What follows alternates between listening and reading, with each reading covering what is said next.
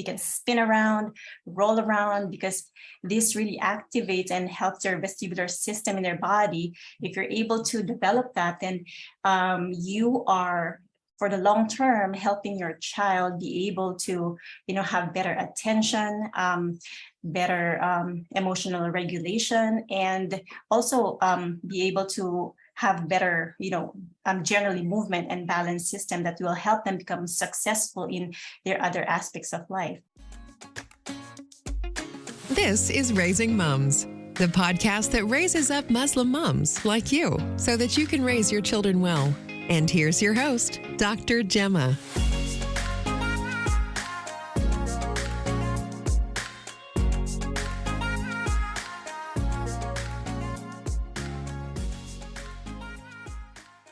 The Irish playwright George Bernard Shaw wrote, "We don't stop playing because we grow old. We grow old because we stop playing."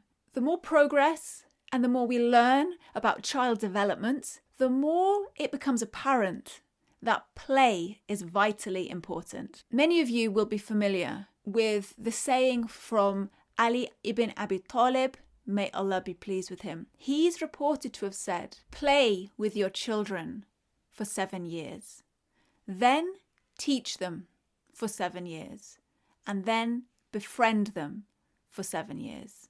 Without a doubt, there is wisdom in that, and it is the way that many traditional societies of the past and of today still raise their children. In today's episode, I'm delighted to share an interview with Pey Abdulwahid, who is a mother of 3, originally from the Philippines, but now living in the US, who is really trying to live out this in her life and with her children. And through her work online, she inspires many Muslim families to prioritize play in the early years. So if you're curious about what the big deal is about play and why you really need to prioritize it in those early years, you better keep listening, because Pey has some real gems to share with us today. Right, let's go.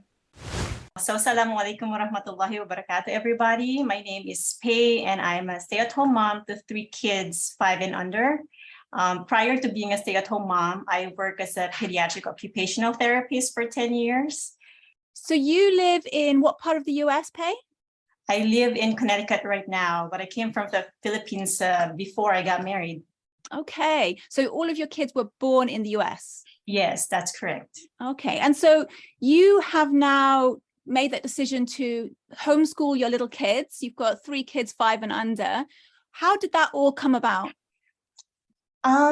Actually, I was thinking about this idea just when my firstborn was very little. So, but one of my families, my sister actually has been homeschooling her child when they were still very small. So I had a little bit of an idea, but not a very concrete one on how it really looks or how it works. So when my first child was born, I was really reading heavily on child development, parenting. And along that journey, I kind of got reunited with the idea of homeschooling. And therefore, I started researching, and I bumped into, guess whose YouTube, your YouTube channel, and your podcast, and then Instagram. So I don't know if you remember, but I actually have mistaken you with a different mentor. And I emailed you right in the first, like, can I go to your course? Can I enroll? But that time, yeah, you said you haven't launched your course yet. So I'm like, right. Oh, no. Yeah. So from then on, I started reading more of your work and your blog and followed your first ever course, which is your Launch Your Homeschool. And I made one of my very first investments in homeschooling. That's my very first course, for the record. And when I got it, I was sold. And I think that's one of my best courses that I took. And until now, and I can say that it's totally worth it. And yeah, with that guidance, inshallah, I've been continuing homeschooling my children. That's brilliant. So, I mean, thank you so much for your kind words about the course. That means a lot to me. But what I'm really struck with there is how you found your own way through a lot of research, a lot of reading, and no doubt a lot of soul searching.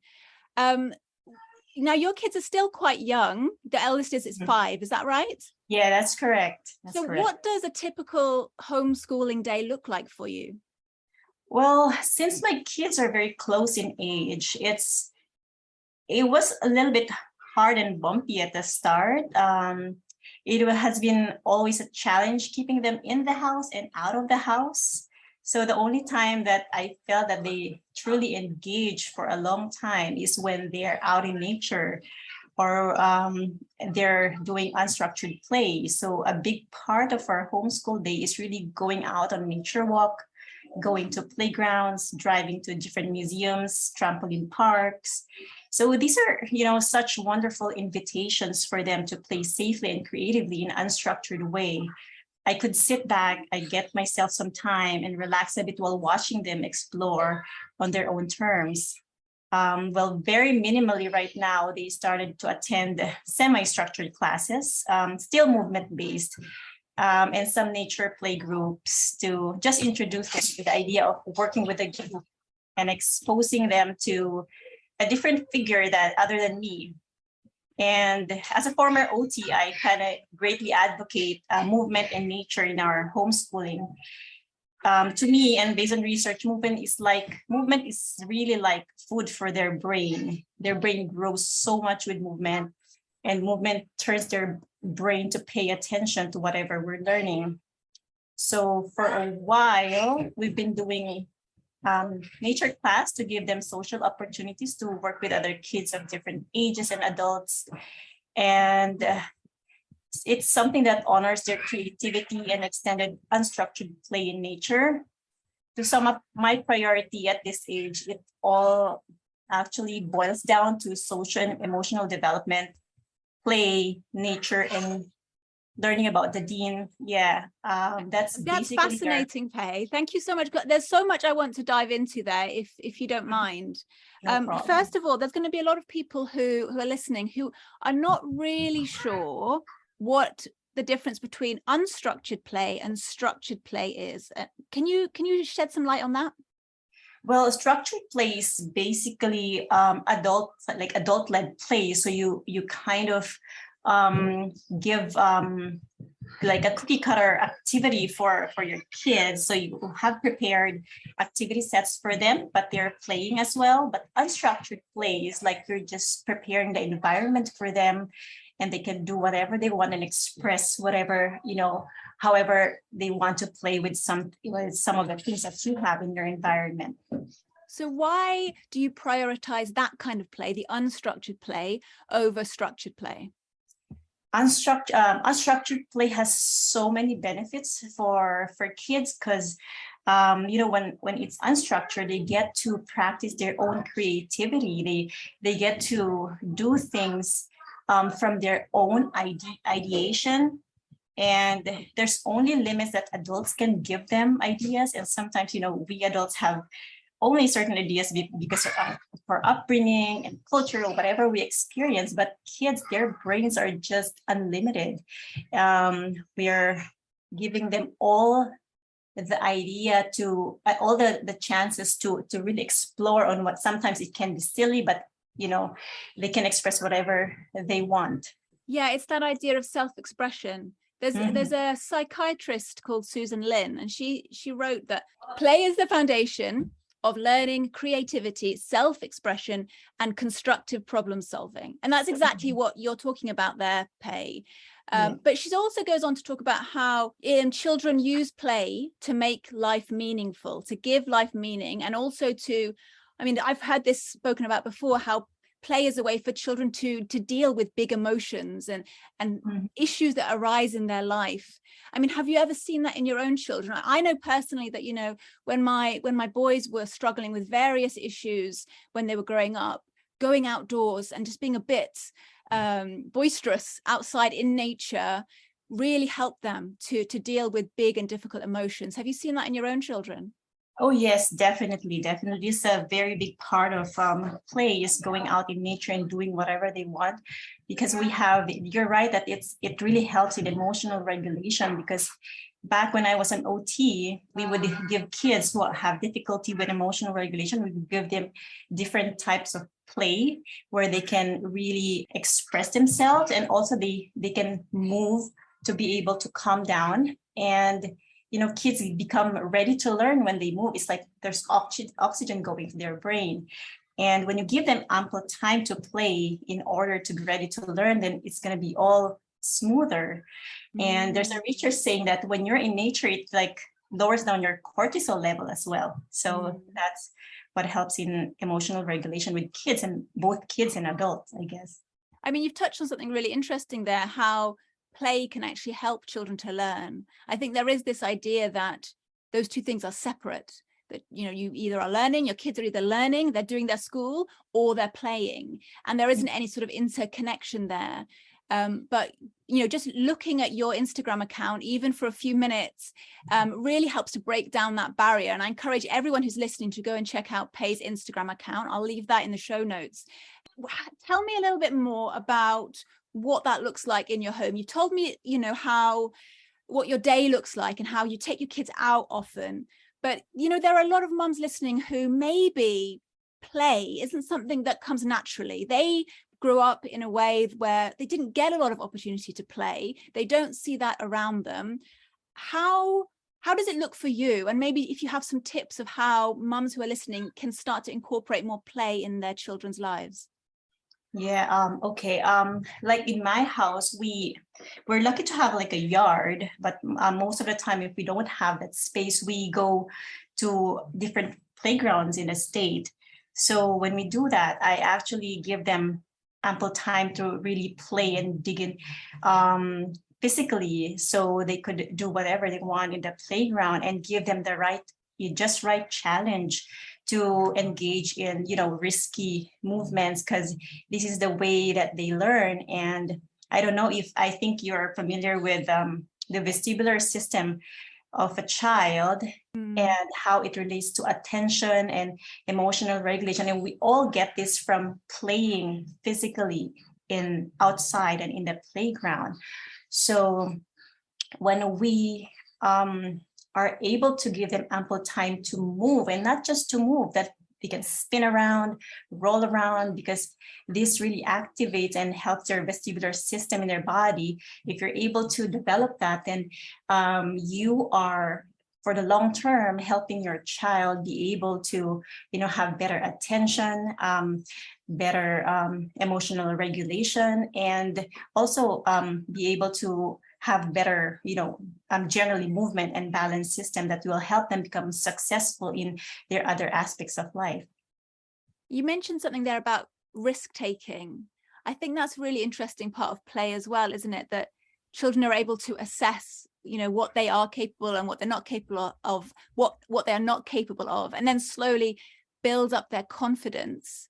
Are there any other benefits of play that we haven't touched upon? Perhaps resiliency. Do you see that as a benefit of play, being resilient, developing what people call grit nowadays? Mm-hmm. Oh, definitely, yes. If I can recall, my other child he easily gets frustrated, and we go to like nature walk or trail. Sometimes he just falls so many times at like few meters distance, and he cries, and he gets upset and frustrated. But still, when he's having fun and everybody is giving him the chance to take a risk and let him fall, and lovingly encourage him that it's okay if he makes mistakes, then he's able to get through it. So as we did it, he became more comfortable in falling and getting injured safely, not too dangerously injured, but he got more confident in doing that. And so eventually, alhamdulillah, he was able to become more resilient when he falls down. And aside from that, he also learned the art of, standing up whenever he falls. Can we get really granular here, Pey? I want you to just walk me through this. Okay, so say you're going to go on a nature walk with your 3 little kids.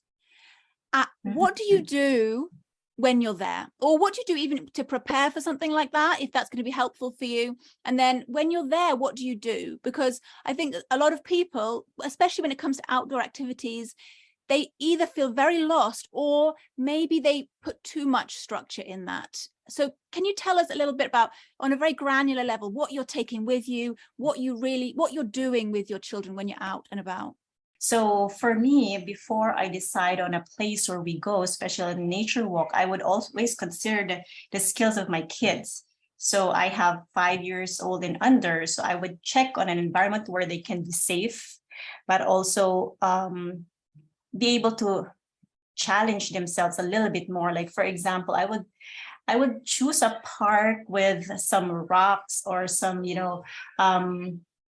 bridges on it, but not too, very, very dangerous ones, which are more for adults. So I will research on it. I will look for how the park looks like, and then I would see how other moms also. But we have also those forums. Well, I ask moms, is this okay for this age range? And when we go there, then I have to make sure that I am there to guide them, and to also give them the chance to take, because these kids like to to climb on the rocks and all, do some dangerous things. Sometimes they don't really know that the risk of it, but at the same time I have to balance it with encouragement and also being able to catch them safely during those trips. So do you prompt their little adventures when they want to climb up a tree or scramble up a rock? Do you say, oh, look at that? Or do you let them lead the way? How does it usually work?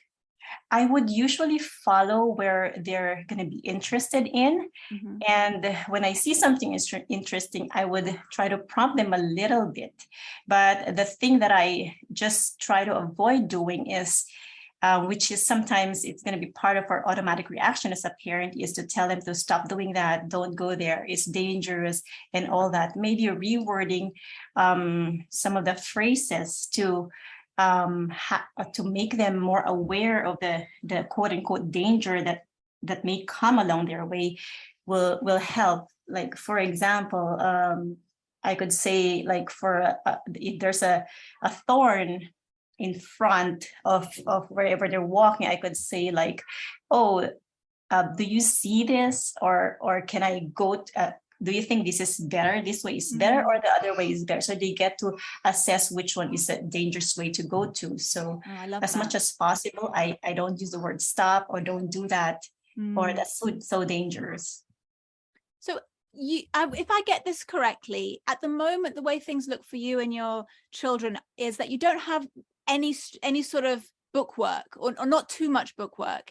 It's mainly unstructured play and a lot of time outdoors, although you have started to bring in some semi-structured classes like nature study. Is that correct? Yeah, that's true. Because right now, I'm really banking on the idea of really solidifying their foundations for learning. And I know that these academics will come when this foundation is more solid at this stage. So sometimes there are things like letters and numbers that they learn from where we go, like the park, the grocery stores, or things that I see in books. So that's when where the academic comes in. But I try as much as possible to not make them feel my agenda of teaching, because sometimes I can feel resistance from that. If I would try to start teaching them something that they're not really interested in yet. Is that something that you plan to do from the start? Did you always think that you were not going to start formal schooling early, or is this something that has evolved over time? If I base my judgment on what I read, like in terms of research, I had the understanding that it is very beneficial for me to start later than earlier for them. That's my understanding, and from what I learned to us, my profession before. But the culture is just so difficult to go against. Yes. So everybody is there doing this, and you see, people are sharing that my kids can write, my kids can read at age 3. So it's kind of like, if you have that internal voice, but that's talking so loudly, and you're starting homeschooling, it's just so difficult to stick to what is based on research, based on the neurosciences. Yeah. So there are times that I would like, maybe I would try introducing letters or try doing handwriting, but then I would try a little bit, and then I would see like how much my kids would like just stay 2 minutes and 5 minutes and they go away, as compared to me focusing on play, and I don't need to do a lot of things, but they're so engaged in doing it. And I know that play can just develop or just benefit all areas of development in a child. So no, I think that's fantastic. I think, a lot of people will agree with you. They've heard the same things as you're talking about, the benefits of play, the benefits of delaying formal education, but not many people have the guts to do it. So I want to really acknowledge you for doing that.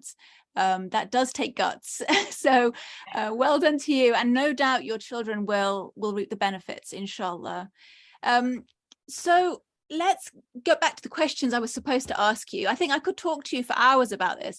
Actually, before we go on, Pey, before we move on to a different topic, do you have any resources or book titles or anything that you can recommend to people who want to know more about the importance of play, or why you should be delaying formal education, or anything like that you can recommend to our listeners? Right now for play, I really love following the 1,000 Hours Outside. I think her name is Ginny. Mm-hmm. And I also love the reading about it's like Balanced and Barefoot by Angela Hanscom. She's an occupational therapist who really advocated outdoor play for children. So those are really good resources for now. Thank you. We'll put the links for those in the show notes, so anybody who wants to learn more about this can check that out. So could you share with us a recent win from your homeschooling life, and perhaps a difficulty that has arisen as well, and how you overcame that? Yeah, I think for me, really raising 3 kids who are very young was difficult. And I've tried my best to really do inner work for myself. Okay. Because that, I think, is the very most important for me, is like to reparent myself. That's why I really love your podcast named Raising Moms, which is basically the main purpose of parenting. So for me, I think I have started I've started to be able to understand myself better in terms of relating with my children, and knowing that homeschooling is not really about what I teach to them, because they can teach themselves, but it's really more about my relationship with them. Yes, that's so good.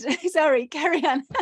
Yeah, so yeah, I really try to anchor myself on that idea, because it's sometimes I get caught up to the things that I want to teach them, because I am a teacher, an occupational, like a teacher too myself. So I get caught up of what I want to teach them, but really it's really me being able to have that solid relationship with them. So it's easier for me to influence them instead of letting them do whatever I want them to learn.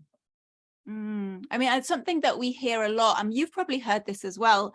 When people say they would like to homeschool their kids, but they're worried it's going to damage the relationship they have with them.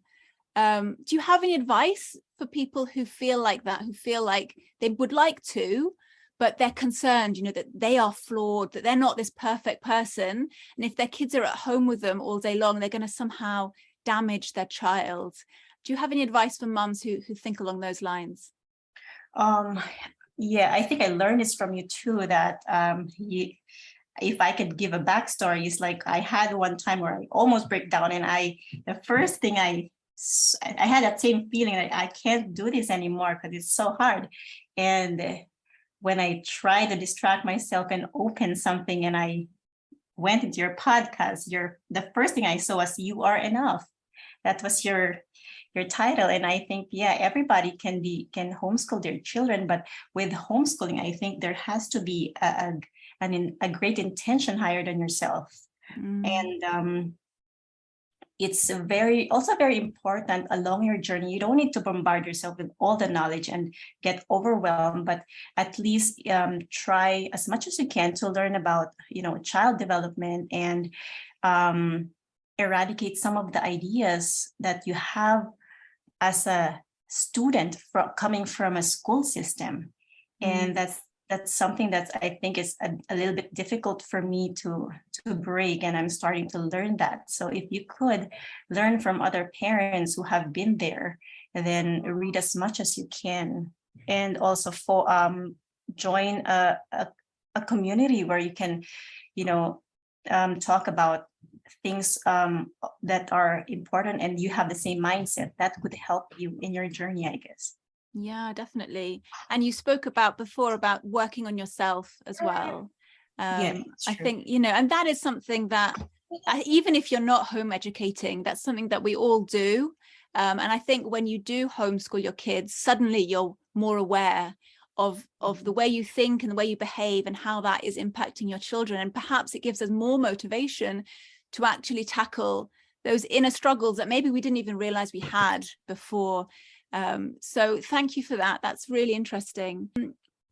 So would you say that you have changed, since you, obviously as a mother, we all changed drastically, but in those years of being a mother and homeschooling your kids, how have you changed as a woman, as a person? Very deep, I guess. It's I know I'm in the beginning of my growth as a person and as a mom, but it's just I've grown a lot, but still I am doing a lot of deep work for now. For example, I want to be a role model to my children, and I'm in the middle of growth pains, and that's very difficult. Learn to be respectful and gentle with my children in a consistent way, but also not expecting that instant gratification so I don't get frustrated. And that's a big thing for me.